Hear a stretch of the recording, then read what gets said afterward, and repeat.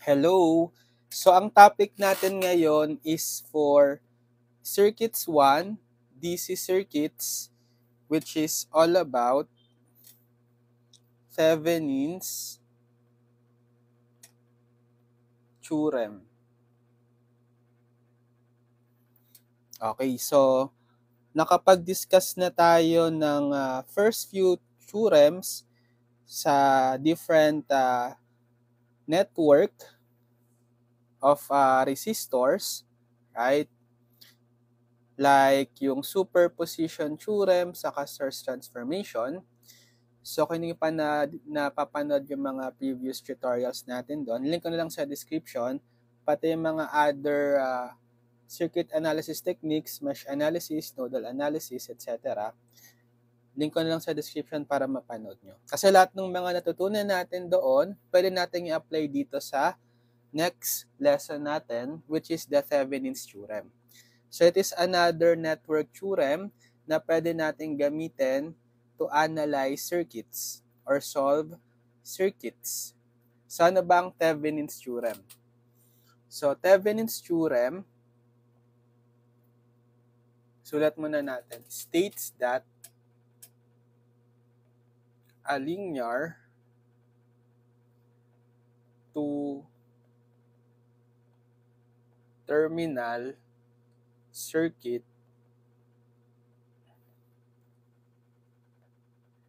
can be replaced by an equivalent circuit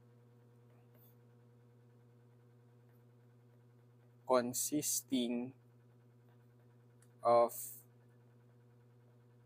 a voltage source VTH in series with a resistor RTH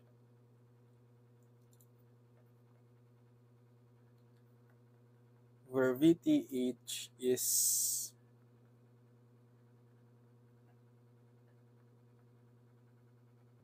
the open circuit voltage at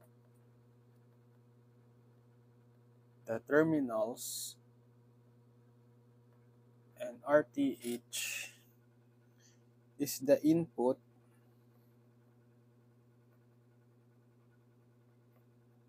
or equivalent resistance at the terminals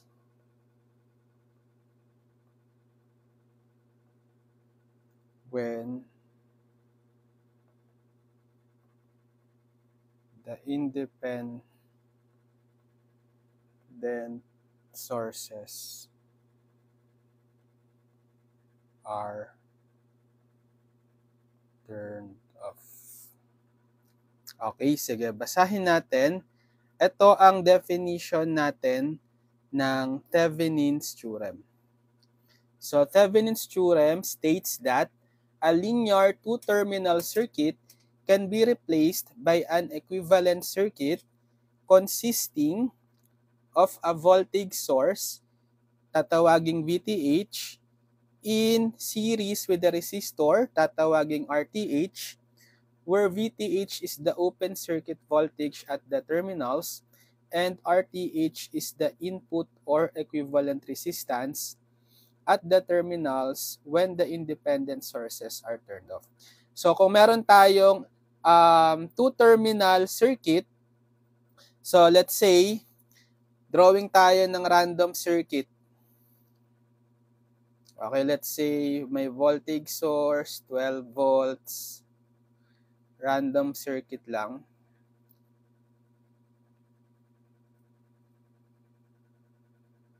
May current source, 2 amps, sige, 3 ohms, 5 ohms,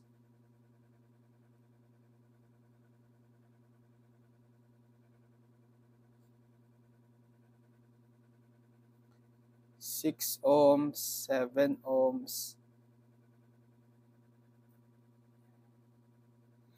1 ohm. Yan. So halimbawa, meron tayong given circuit. Ito random circuit lang na dinrawing natin. Ang problem, hahanapin daw natin, let's say, yung voltage across the resistor 1 ohm. So, pwede natin tong gamitan ng Thevenin's theorem. Bale, ang gagawin natin, consider natin kung saan nakakonect itong 1 ohm. So, dito sa node na to, right? Let's say, node A and B. So, pwede nating putulin or hanapin yung Thevenin equivalent circuit netong part ng ng circuit na to. So, tatanggalin lang natin itong 1 ohm. It will act as the load. So, ang mangyayari,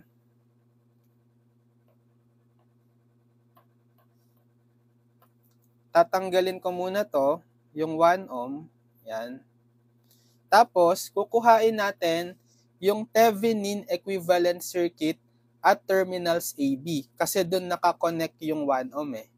Okay, kukuhain nyo yung Thevenin equivalent dito. So, yung plus minus VTH tsaka yung RTH. Yung VTH siya yung Thevenin voltage as seen sa terminal AB. RTH is the Thevenin resistance as seen sa terminal AB rin. So sabi yung VTH is yung open circuit voltage at the terminals. Kaya siya tinawag na open circuit kasi tatanggalin nyo nga yung load. Okay? Or wala siyang nakakonect dapat na any element dun sa terminal na yon.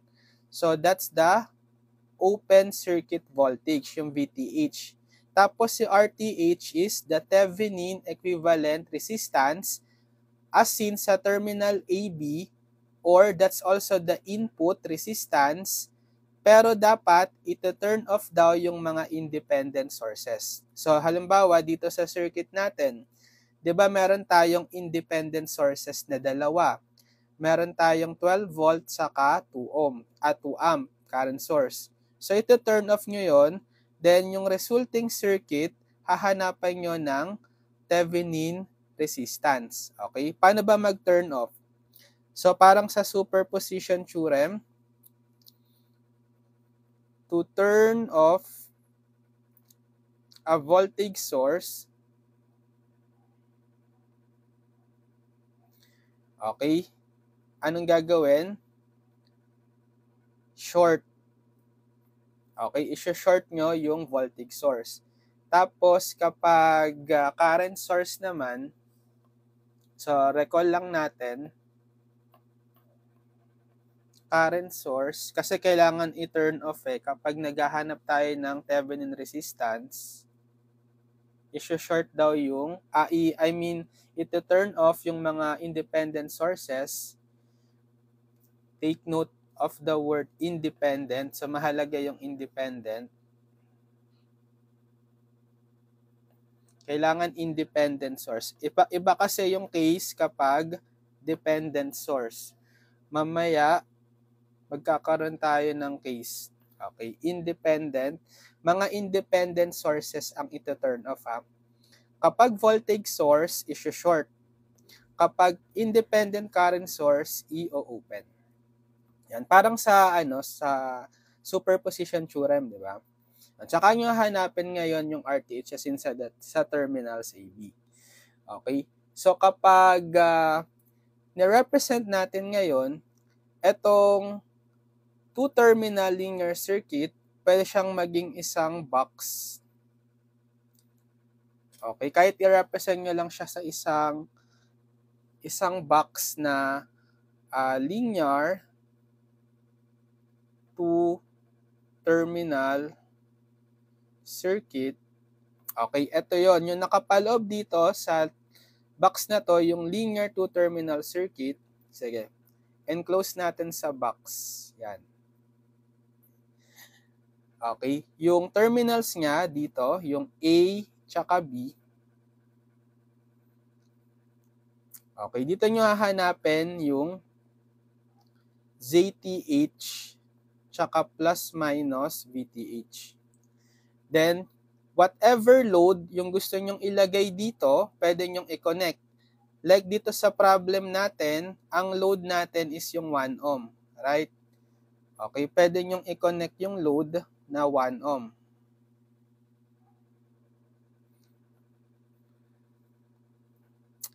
Or, kapag gusto nyong baguhin yung load, pwede tayong mag-vary ng load. Let's say, gawin ko na lang variable resistor.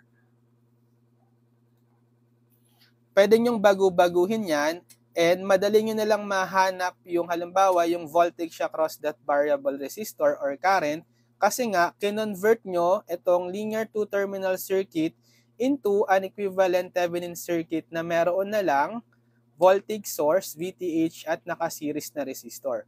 So sabi, yung magiging Thevenin equivalent circuit, diba naka-series yung voltage source sa VTH sa series resistor RTH. So kapag kinonvert natin tong linear two-terminal circuit in terms of its Thevenin equivalent circuit, magiging simple voltage source na lang siya plus minus VTH in series with yung RTH. Okay, tapos nandito pa rin yung terminal AB. Dito nyo ngayon i-connect yung load.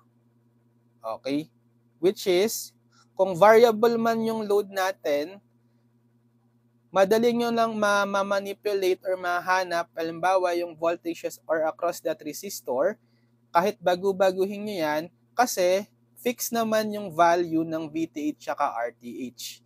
Diba? Hindi nyo lang binabago eh. Ang binabago nyo lang is yung load. Yun yung one advantage ng Thevenin's theorem. Okay, kapag binago nyo yung load sa terminal AB, hindi nyo na kailangang i-reanalyze yung circuit kasi constant naman yung VTH at RTH. So, pwede nyo gawin. Halimbawa, kung yung diba kanina yung voltage yung pinapahanap, dahil naka-series na lang yung RTH sa load, connected across a voltage source, pwedeng mag-voltage divider, right? Or kung yung current IO naman yung hinahanap, Ohm's law na lang kayo. Voltage VTH divided by RTH plus RL. Diba? So, advantage yon ng Thevenin. Okay, so ganon yung gagawin natin ngayon sa Thevenin's theorem for circuit analysis. Okay, pero meron pa tayong i-consider dito. Meron tayong dalawang cases sa paghanap ng in finding RTH. Okay, makaka-encounter tayo ng dalawang case. Case 1, if the network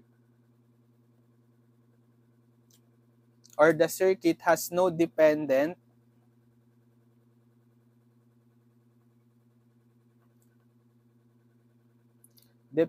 sources. Ang gagawin, we turn off all independent sources. Okay? So, to turn off nyo lang yung independent sources, tapos hahanapin nyo na yung RTH. RTH as seen dun sa terminal AB. Case 1. Mas madali yung case 1 kasi wala tayong dependent sources. Puro independent sources. Ito turn off nyo lang lahat ng independent sources and then hahanapin nyo equivalent resistance dun sa terminal AB. That will be the RTH. Medyo mas challenging lang kapag case 2. Yung case 2 natin is kapag meron na tayong dependent sources. Okay, if the network has dependent sources,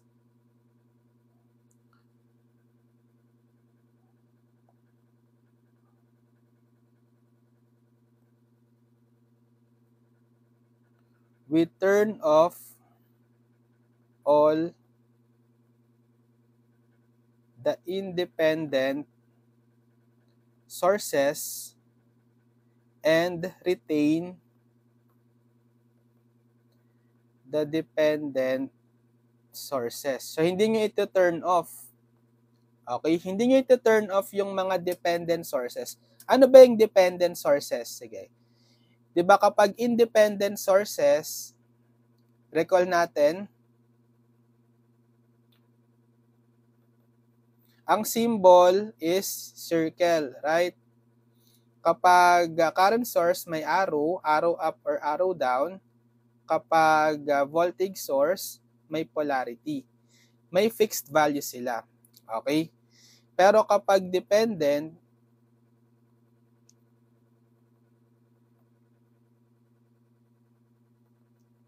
yan yung symbol na merong diamond, right? Or diamond, yes. Diamond na merong, so kung current source may arrow, arrow up or arrow down. Kapag voltage source, may polarity. Okay, so pwedeng current control, voltage control, current source, current control, voltage control, voltage source. So depende sa sa circuit or sa given. Hindi niya yung turn off. So ang gagawin nyo, re-retain nyo sila, pero iti-turn off nyo yung independent sources, retain the dependent sources. Tapos, mag-a-assign kayo ng pwedeng voltage source or current source dun sa terminals AB. Halimbawa, ito yung linear to terminal circuit. Tapos ito yung AB terminals. Ito yung merong may dependent sources.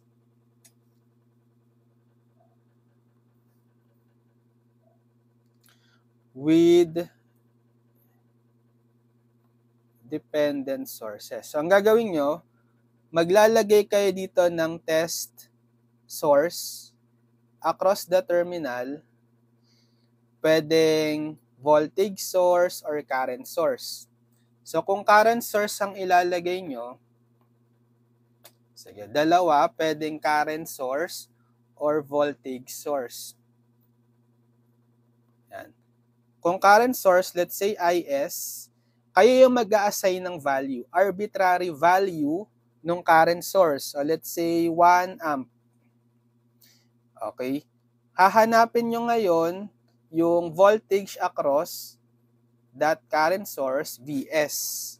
Para kapag kinuha nyo yung ZTH by Ohm's law, ZTH is, voltage divided by IS. So, hanapin nyo yung Vs using circuit analysis. So, depende kung anong gusto nyo gamitin, mesh analysis, nodal analysis, or transformation, superposition, or simple voltage divider, current divider. Depende sa circuit. Pero kapag ginamit nyo naman is voltage source, so kayo mag-a-assign ng value din, let's say 1 volt, hanapin nyo naman yung current IS. Para makuha nyo yung RTH pala to.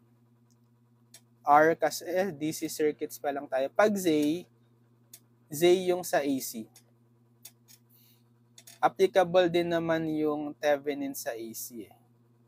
Right? Sa AC circuits nyo na yan. So, hahanapin nyo ngayon yung RTH by using Ohm's law.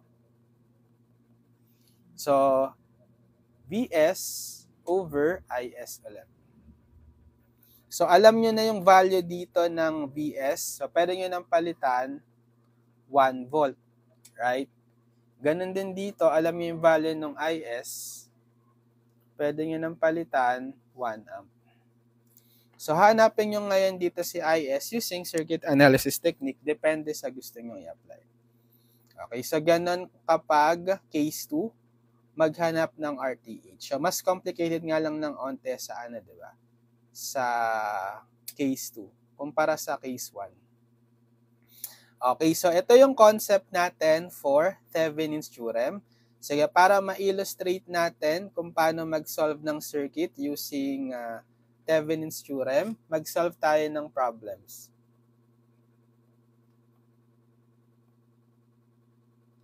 Okay. For problem number 1, sulat muna natin. Find the Thevenin equivalent circuit of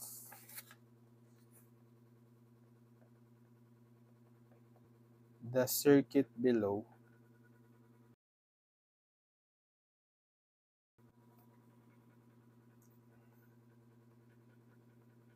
at terminals A to B. Then find the current through RL equals 6, 16, 36 ohms. Ito muna yung circuit drawing natin. Plus minus 32 volts.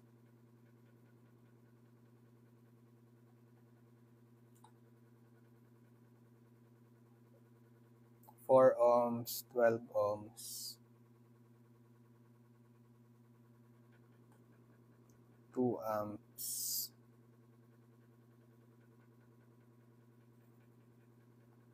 1 ohm.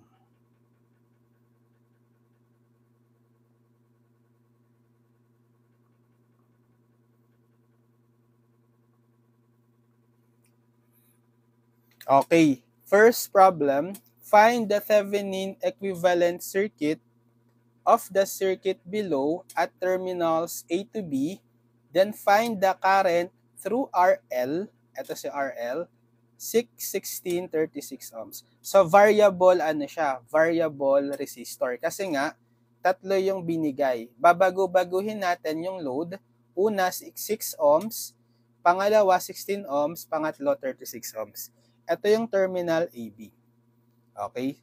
So, ang gagawin natin, first step, pwede nyong hanapin, depende sa inyo, RTH or VTH. Sige, RTH muna. Ang gagawing first step, i-remove nyo yung load. Okay? Tatanggalin nyo yung load doon sa terminal AB, kung saan nakakonect. Kung ano yung nakakonect sa terminal AB, tatanggalin nyo si RL. Remove. Yan. So, dito kayo maghahanap ng RTH. Pero, case 1 ito, sa paghanap ng RTH, puro mga independent sources lang. Walang dependent, right? Puro mga circle yung symbol, walang diamond, right? Ito turn off nyo, di ba? Sabi sa case 1, ito turn off nyo lang yung mga independent sources. So, paano i-turn off yung current source? I-open, di ba? So, floating wires na lang to, delete ko na. Yan. Paano i-turn off yung voltage source? I-short. Okay, short natin tong 30 volts. Yan. So, sa kanyo ngayon hahanapin yung equivalent resistance sa terminal AB. That will be the RTH. So, madali lang hanapin yan. Anong connection ito? Diba 4 ohm, naka-parallel kay 12 ohm, na naka-series kay 1 ohm. Right? So, yung RTH natin is 4 ohm parallel with 12. Tapos, kapag naka-series, i-add nyo 1 ohm. So, ano ba yung formula natin kapag dalawang parallel? Product over sum lang. So, 4 times 12 over 4 plus 12 plus 1. So 4 times 12 is 48. Divided by 4 plus 12, 16 plus 1. So 48 divided by 16, 3 plus 1. Therefore, RTH is 3 plus 1, 4 ohm. Yan. So may RTH na tayo. Next, si VTH.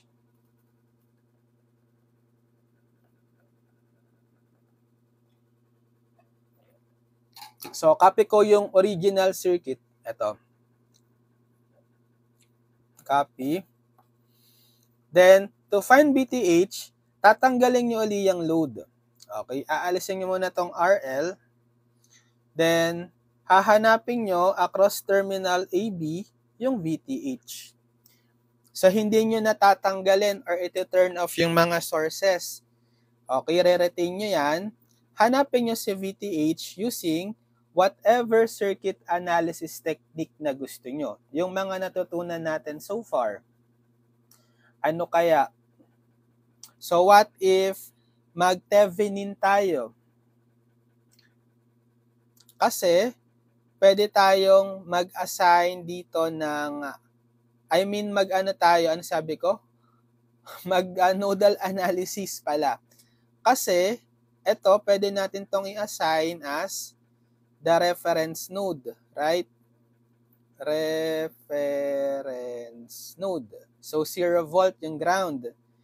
Anong napansin nyo dito? 'Di ba? Wala kayong current flowing dito sa element na yan, sa resistor na yan, kasi naka-open. So, pwedeng i-ano nyo na lang siya, i-disregard nyo na lang siya. Wala na siyang use sa circuit eh. Kasi 0 yung voltage across that, pati yung current. So, i-ano ko na lang siya, di-delete ko na lang. Okay? So, mangyayari, yung hahanapin pala nating VTH is across the terminal na lang na to. Okay, eto na si A, napunta na si A. So, dinisregard ko na yung resistor kanina. So, pag nag-nodal analysis tayo, iisang node na lang to, right?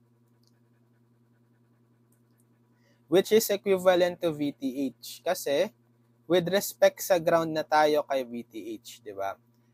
Reference node natin is yung 0 volt ground.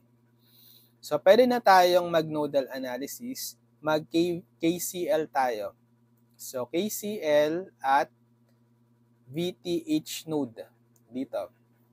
Diba? Itong VTH, yan na rin yung node na yan eh. Right? Pero actually, meron pa tayong isang non-reference node. Ito. Yung node na yan, pero directly connected kasi siya kay 30 volt. Positive polarity. So, automatic, itong node na yan ay 30 volts na. Right? Sige, so mag-assign tayo ng direction ng current.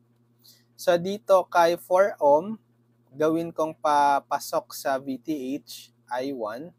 Itong 12 ohm, palabas sa VTH, I2. Then, sundin lang yung direction ni current source, papasok. Yan. So, kapag nag-KCL tayo, summation of current entering equals summation of current leaving. So, ano yung entering?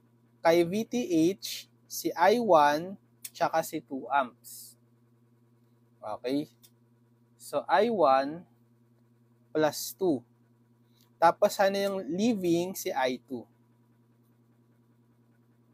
Iko-convert natin yung currents in terms of the node voltages or isa lang yung node voltage natin si VTH, right?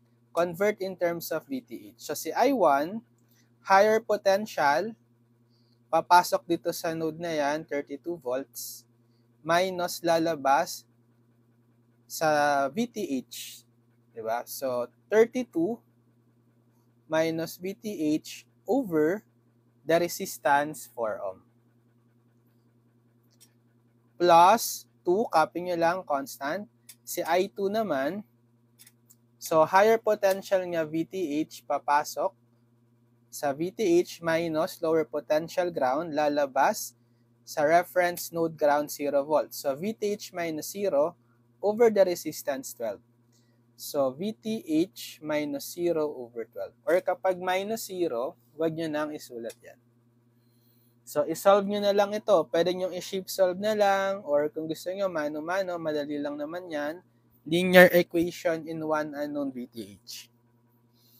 I-shift solve ko na lang. Sige. Kaya nyo na yan i-mano-mano kung gusto nyo, ha. So, gamit tayong calcu. 32 minus yung VTH, gawin kong x, alpha x, over 4 plus 2. Then, VTH uli, alpha x over 12. Tapos, shift solve. Assign kayo ng value ng x kahit ano. Let's say 5. Okay, 30. So, therefore, si VTH is 30 volts. Yan. Kung meron na kayong VTH, saka RTH, ano yung RTH kanina? 4 ohm. Pwede nyo nang i-redraw yung circuit in terms of Thevenin equivalent circuit. Thevenin equivalent circuit. Okay? So, meron ka na lang voltage source, VTH, equals to 30 volts in series with RTH, 4 ohm. Yung terminal natin nandito, si A, tsaka si B. Ito na yung Thevenin equivalent. Ngayon, meron tayong load. Ano yung load? 6, 16, 36. Okay? So, lalagyan natin daw to ng load doon din sa terminal AB. Okay? So, sa A, sige, lagyan natin ng first part A, when RL is 6 ohms. Ano hinahanap? Find the current through the load. Okay. Kung hanapin natin yung current through the load, ito, let's say I, Ohm's law na lang.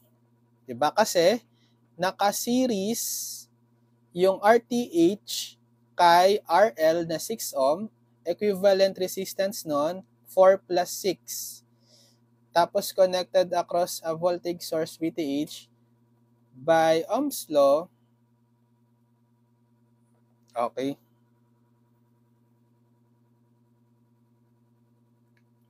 Bale, I is equal to VTH divided by the sum RTH plus RL. So, VTH is 30 volts divided by RTH 4 ohm plus RL 6. So, ilan yan? 30 divided by 10, which is 30 divided by 10, 3 amps. Okay. Part B, ano yung part B? Kapag daw yung RL ay gagawing 16 naman. So, same formula. So, when RL is 16 ohms, I is VTH, 30 volts, divided by yung RTH, 4 ohms, plus this time yung RL, 16 naman. So, 30 over 4 plus 16, 20.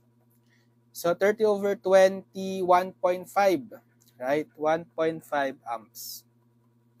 Next, yung last, sa part C, pag yung RL naman daw ay 36.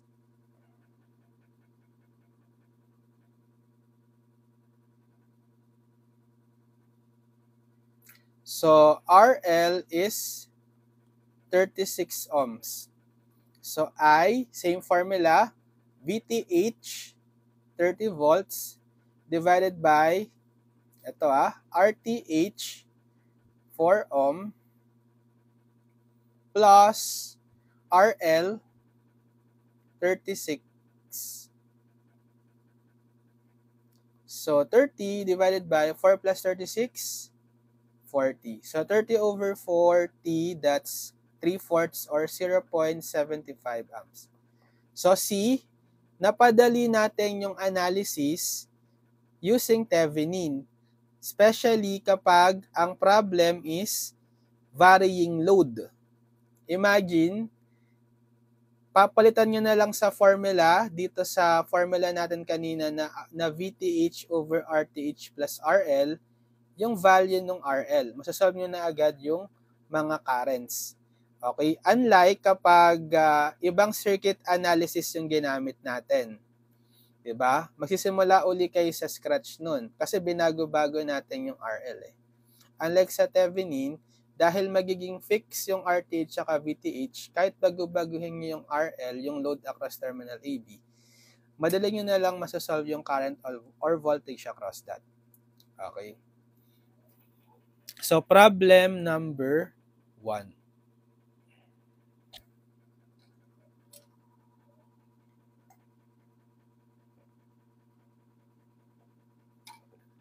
Problem number 2.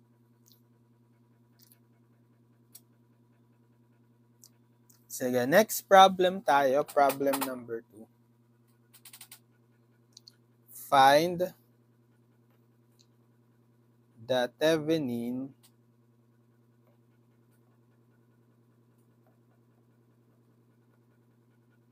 equivalent circuit at terminals A to B to find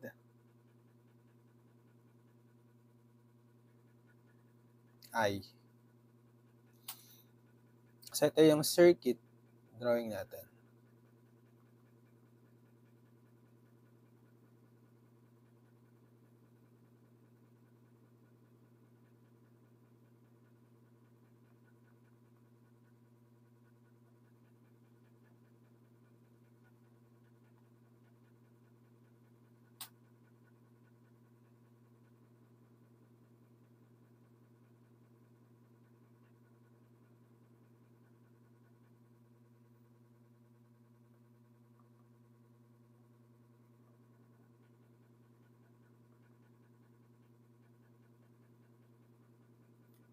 Okay. So, find the Thevenin equivalent circuit at terminals AB to find I. Ito yung terminal AB, tapos yung current I, siya yung load. Current flowing sa 1 ohm. Okay? Sige, so hanapin muna natin si RTH. So, copy yung circuit. So, di ba, tatanggalin muna natin yung load. Itong 1 ohm, tanggal. Then, hahanapin natin yung RTH as seen sa terminal AB. Pero ito turn off din natin yung mga sources. So, anong case ito? Case 1. Kasi wala naman tayong mga dependent sources. Puro mga independent. Turn off lang natin agad. Si 3 amps, i-open. Right? So, tanggal ko na itong mga excess wires. Tapos, itong voltage source, i-short. Short natin siya. So, anong kinalabasang circuit natin ngayon?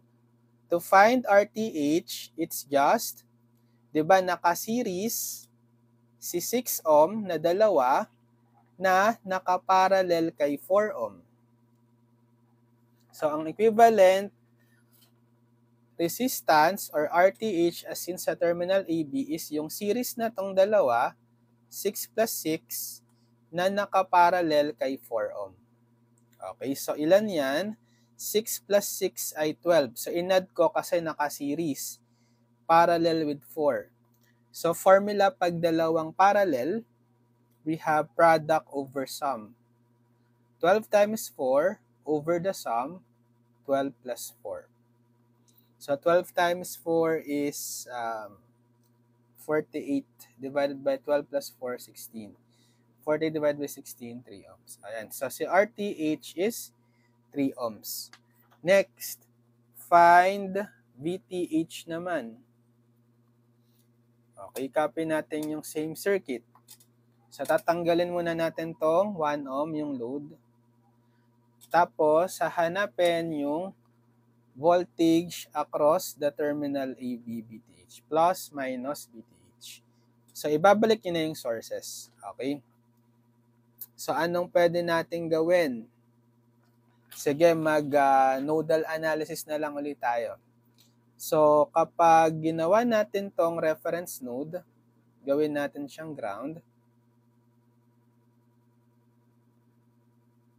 0 volt. So, si VTH, nandito siya, pero gawin ko isang non-reference node na lang tayo. Dito na lang. Okay, let's say V.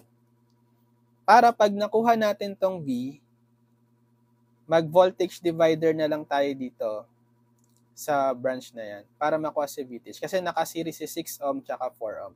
Yung VTH kasi is the voltage across the 4 ohm. Okay. Actually, may non-reference node pa dito pero nakakonect siya direkta kay positive 18 volts. Polarity niya, positive. So, 18 volts agad yung node na yan. So, isa lang yung non-reference node natin. O sige, assign tayo direction ng current dito sa 6 ohm kanyan, papasok sa V, node V, I1. Tapos dito sa series na to, 6 saka 4, ganyan. O, wag kayo magpapala dito sa drawing na wire na yan, ha. Okay? Wala lang yan. Okay, in-extend ko lang yung wire, pero para makapakita lang yung terminal AB. So, hindi yan considered to as node, pero hindi natin isasama. Okay?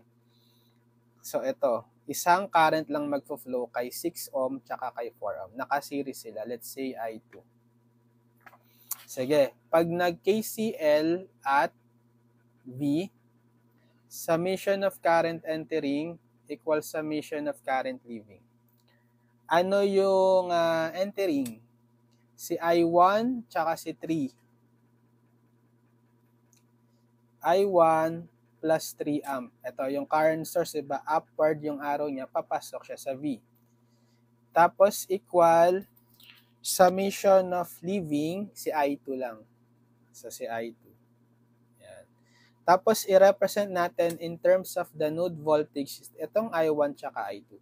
So for I1, so higher potential, papasok sa 18 volts minus lalabas sa node V divided by the resistance 6.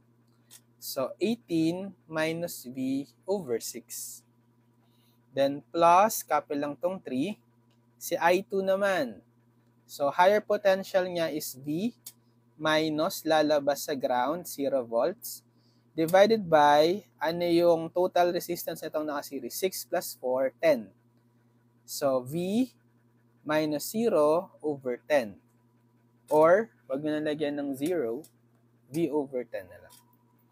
Yan, so one equation in one unknown lang yan. I-shift solve nyo na lang. So, 18 minus alpha x, yung V gawin kong x, over 6 plus 3 equals alpha x over 10. Shift solve. Assign ng initial guess, let's say 5. Kahit ano yun, ha? Okay. 22.5.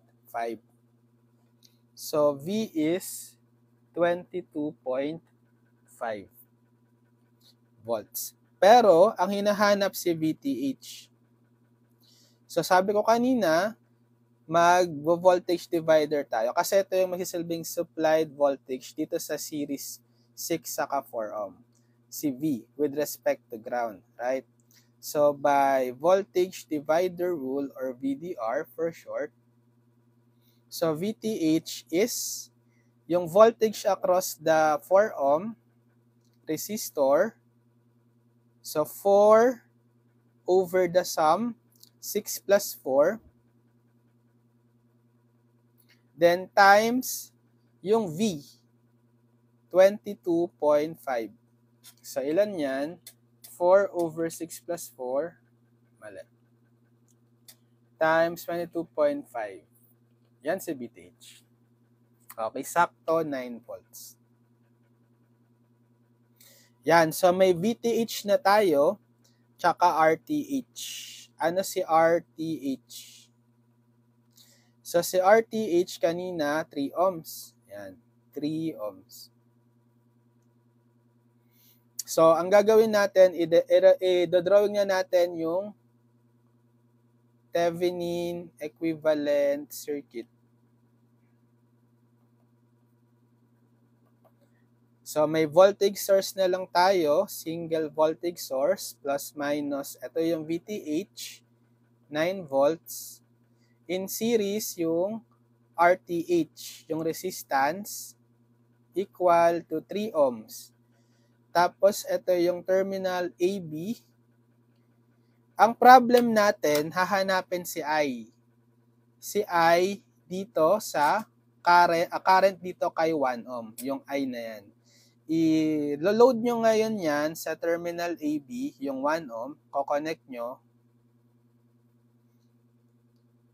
Yan yung tinanggal natin kanina, di ba? Then find daw yung I. So, madali na lang hanapin si I. Ohms law na lang yan. Bale, naka-series si RTH 3 ohm kay 1 ohm. Tapos, connected across the voltage source. Parang yung kanina, di ba, sa problem 1. Ohms law na lang. Voltage over Rx. So, yung voltage natin is yung VTH, 9 volts, divided by Rx kapag dalawang series, add nyo lang na resistors, 3 ohm plus 1 ohm, 4 ohm, right? Bale, 9/4 amp. Ano yung 9/4 amp? Equal to 2.25 amps.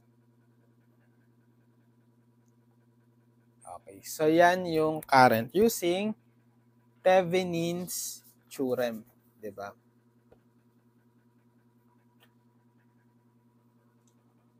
Okay, problem number 2.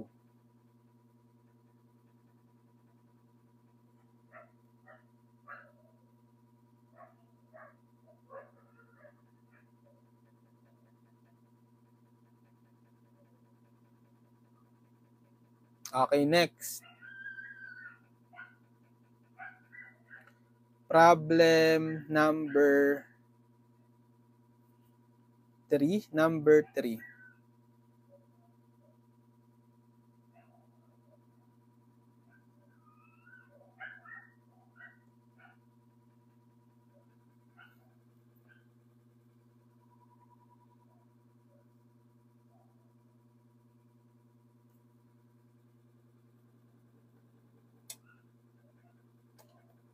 Determine the Thevenin equivalent circuit at terminals A to B. So, ito yung circuit natin.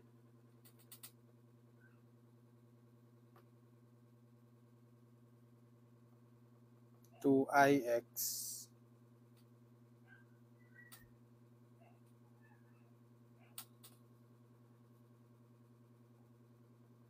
4 ohms.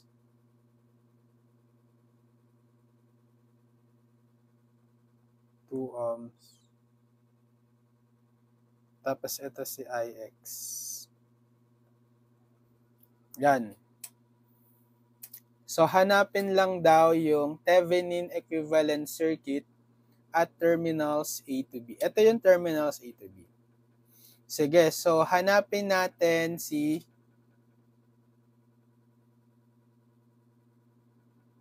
RTH muna. Okay, kapag RTH,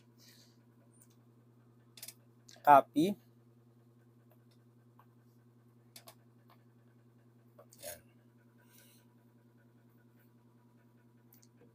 So, given tayo yung terminals AB nandito, hahanapin natin dyan yung RTH. Tapos, ito turn off natin yung independent sources. Kaso walang independent source eh. Ang meron lang tayo, eto, anong tawag dito? Meron tayong diamond symbol na merong arrow down. So, current source, dependent or controlled current source. na nakadepende yung value niya, Ix, sa current flowing sa 2 ohm. So this is current controlled current source. So hindi siya independent source, current source siya. So papasok yung case 2. 'Di ba pag meron tayong case 2, meron yung mga dependent sources. Okay? So nagkataon wala lang talaga tayong current independent sources, pero kung meron man, i-off natin dapat. So since wala, so as is na lang tong circuit. And then re-retain natin tong current source. Anong gagawin natin kapag case 2, merong current controlled sources, merong CCCS, 'di ba maglalagay tayo dito sa terminal AB ng arbitrary source. So pwede kayong maglagay ng current source or voltage source. So depende sa inyo. Sige, ako lalagyan ko ng current source. Okay. Lagay tayo ng current source. Tayo maglalagay ng value, IS. Let's say, sige, 1 amp na lang. Then, kailangan nating mahanap yung VS. Yung plus minus VS. Yung voltage across the current source. Para, pag hinanap si RTH by Ohm's law, VS over IS. Diba? Eh, meron na tayong value ng IS. Substitute nyo na, IS is 1. 1 amp. Hanapin na lang si VS. So, paano hanapin si VS? Mag-nodal analysis tayo. Mas madali, di ba? So, assign nyo to as the reference node, ground. Reference node. So, ilan yung magiging non-reference node natin? Itong reference node, 0 volts na yan. Isa na lang. Kasi, iisang node lang naman tong taas, oh. Yan na yung VS. Diba? Kasi si VS is with respect siya sa ground, yung reference node. So, kung ano yung voltage dito sa taas, si VS na yon. So, magke-KCL lang tayo dyan. KCL at node VS. Summation of current entering equals summation of current leaving. Pero assign tayo ng mga direction ng currents dito sa mga resistor. Okay, sige, puro pababa. Pababa na lang. I1. Ito pala meron na. Si IX. Okay. Pataas yung inassign. So sige, ang gagawin natin, i-sum up yung current entering. Ano yung current entering? Ito si IX. Si IX, tsaka si 1 amp. Papasok sila. IX plus 1 amp. Ito yung inassign kong value 1 amp, diba? Tapos yung leaving, ito si 2IX palabas saka si I1. 2IX plus I1. So itong I1, i-represent natin siya in terms of the node voltage VS. So si VS, ito siya. Si I1 kasi is current flowing kay 4 ohm. So higher potential VS papasok minus lower potential ground 0 divided by 4, the resistance. So bale, IX, ito pwede nyo palang i-transpose. Transpose muna natin si IX dito. Bale 1 is equal to 2IX minus IX. Kaya ko transpose kasi pwedeng i-combine eh. Plus I1. So, gagawin ko ng I1 ay VS minus 0 over 4. So, VS minus 0 over 4. Or wag nyo nang lagay yung minus 0. So, 1 is 2ix minus ix, 1ix na lang or ix plus bs over 4. Pero si ix dapat i-represent nyo rin to in terms of bs. So, saan ba si is? Ito. Current kay 2 ohm. So, ano yung value ni ix? Higher potential niya, 0, papasok yung ground, minus lalabas, lower potential Vs, over the resistance 2. So, 1 is equal to 0 minus Vs over 2. Ito yung Ix, right? Plus Vs over 4. Or negative ano na lang to? Negative Vs over 2. Kasi 0 minus Vs, negative Vs, plus Vs over 4. Okay, pag sinolve natin ngayon dito, si Vs, so 1 is negative 1/2 plus 1/4 Vs.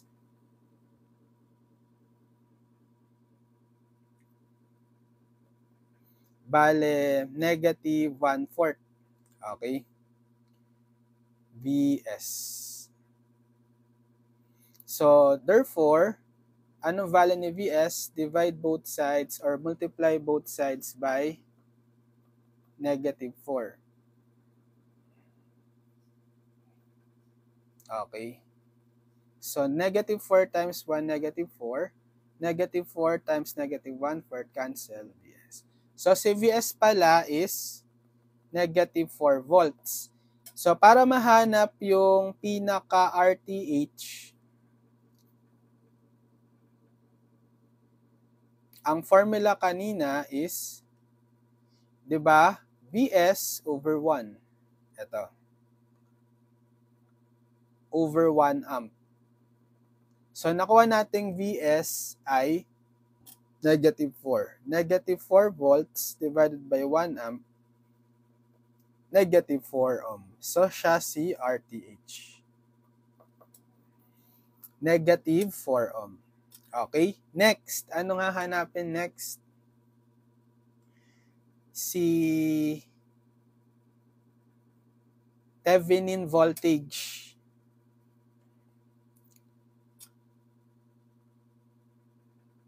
For VTH, anong napansin natin? Wala naman kasi tayong independent source di ba?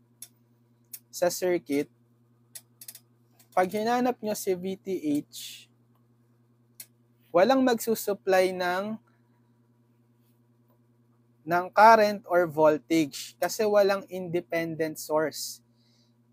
Ano to controlled sources Hindi niya hindi siya makapag-generate ng voltage or current kasi dumidepende lang siya dun sa voltage or current, in particular sa current dito sa 1 ohm.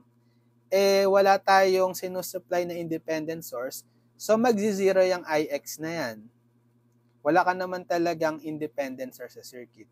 So overall, wala kayong supplied voltage or current sa circuit. So pag hinanap mo yung VTH dyan,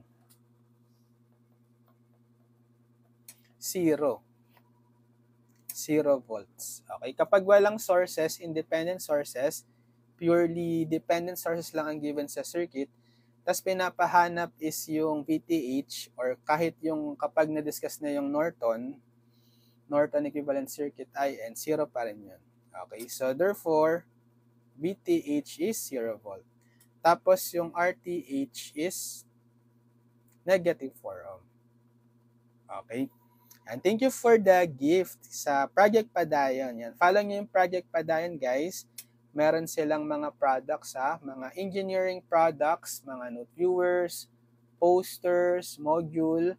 Pwede nyo magamit sa college tsaka sa board exam review. So, nagla-live tayo ng mga products nila, abangan nyo. Mga engineering products from Project Padayon. You're welcome po, Project Padayon. Yan. So, ayan, meron na tayong VTH saka RTH. Yan lang naman yung tanong sa problem, no?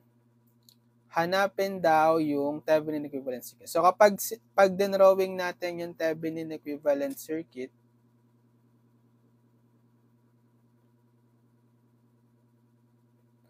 so voltage source na lang siya, plus minus VTH, kaso 0 volt lang siya, di ba? Na may naka-series na RTH, which is negative 4 ohm. Tapos nandito yung terminal AB.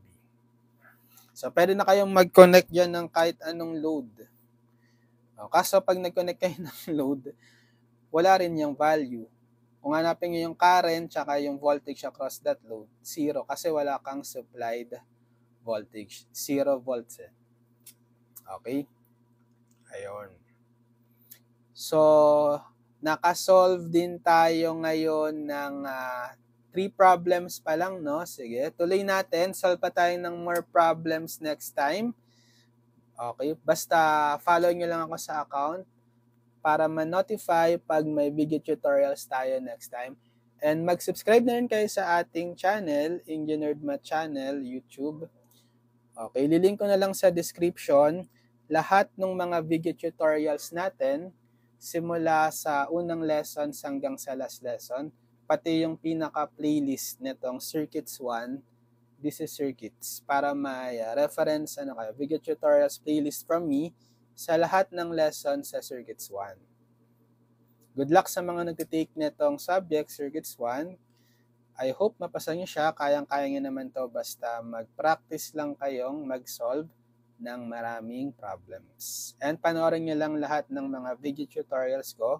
Link sa description yung playlist. I-marathon nyo. Marathon nyo lahat ng mga video tutorials ko. Marami akong mga sinasolve na problems dyan. Okay na okay aralin kapag meron na kayong mga major exams. Panoorin nyo lang lahat. Sige, good luck. God bless everyone. See you on my next video tutorial. Padayon, future engineers. Bye-bye.